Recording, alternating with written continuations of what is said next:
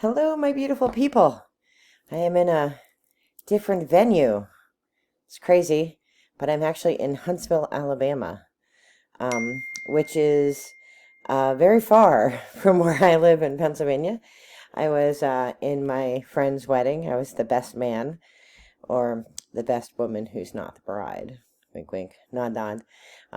But I didn't want to miss doing a Samhain episode because pretty soon Samhain will be here. So today's episode is all about gratitude and restarting and sort of the purpose of autumn, right? What is the purpose of autumn? Whether you believe in Halloween or not, or Samhain or not, or whatever you're into, you know, the beauty of the season. Like, what is the beauty in it? Like, things are dying all around us. How is that beautiful? Why do so many people love autumn when literally everything is dying around us?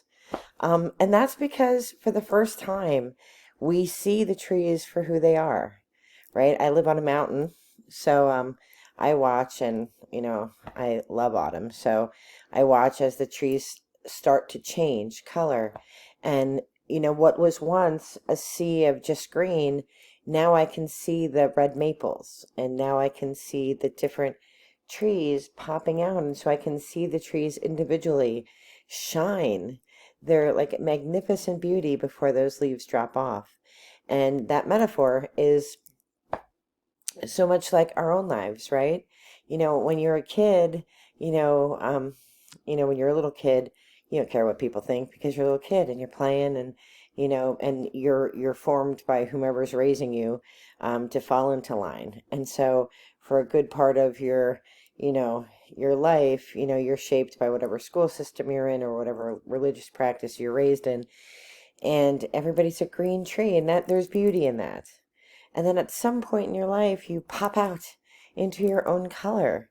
And if you haven't popped out, now's as good a time as any to be, a beautiful tree that pops out into its own color. So Samhain, because it happens, for us in this hemisphere, it happens during autumn. We have the luxury of being able to see these trees popping out, one at a time, and just, looking at the magnificent beauty. I've spent the last, I spent all of today and some of yesterday in the state park that's here in Huntsville.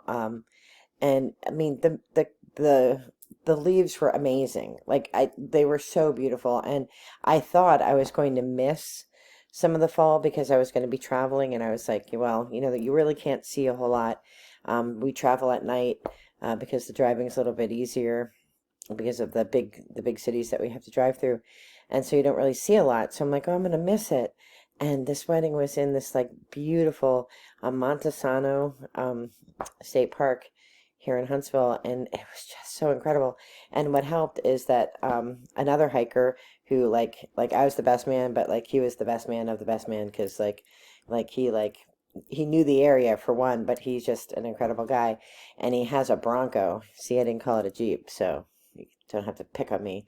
And he had the doors off, so like I could like see all of nature. It was like the most incredible, and then we kind of got stuck in a line today, getting into the state park. We had like the groom was in the front of the of the Bronco, and he's like nervous because he's just like, I have a wedding to get to. And I'm like, oh, I can see all the trees. I can see all this beauty around me, and I can see the leaves, and I can see the leaves on the ground, and knowing that that's going to nourish the earth, and that's going to, build everything up for the spring again, once the rest period is over.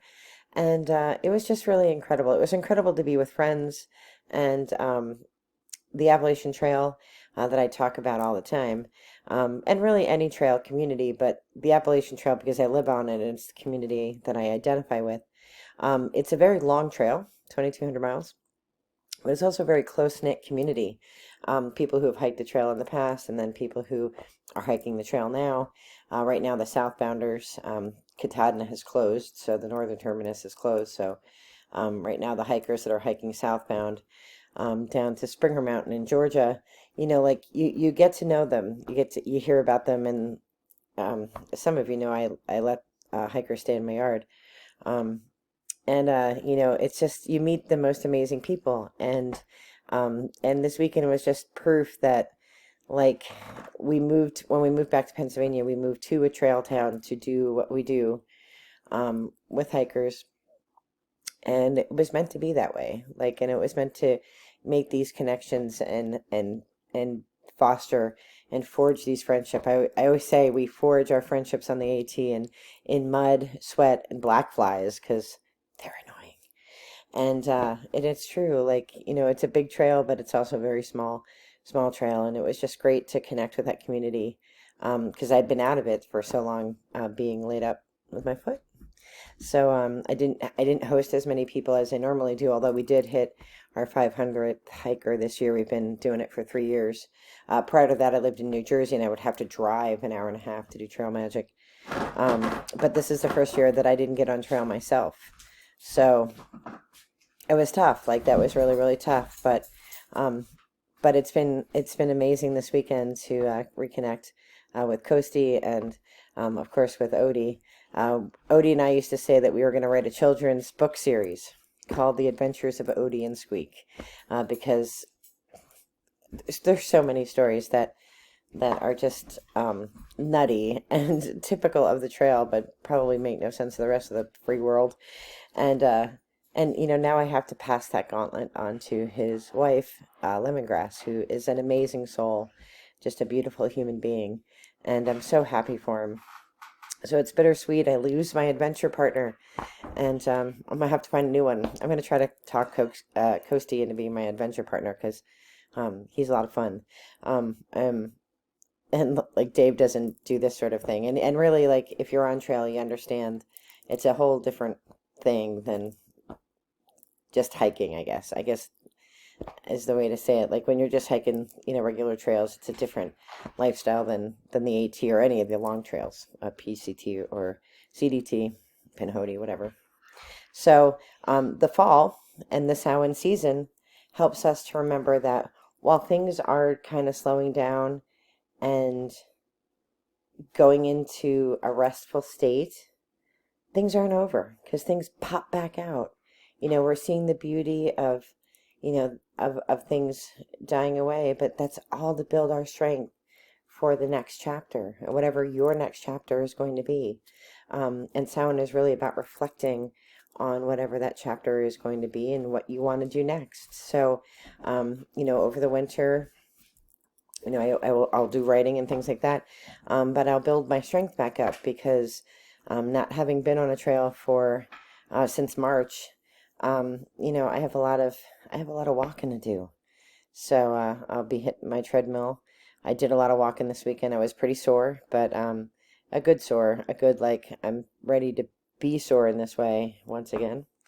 And so I am wishing all of you all the very best in light and love, and hoping that you are taking time during the Samhain season to reflect and plan for your next big adventures.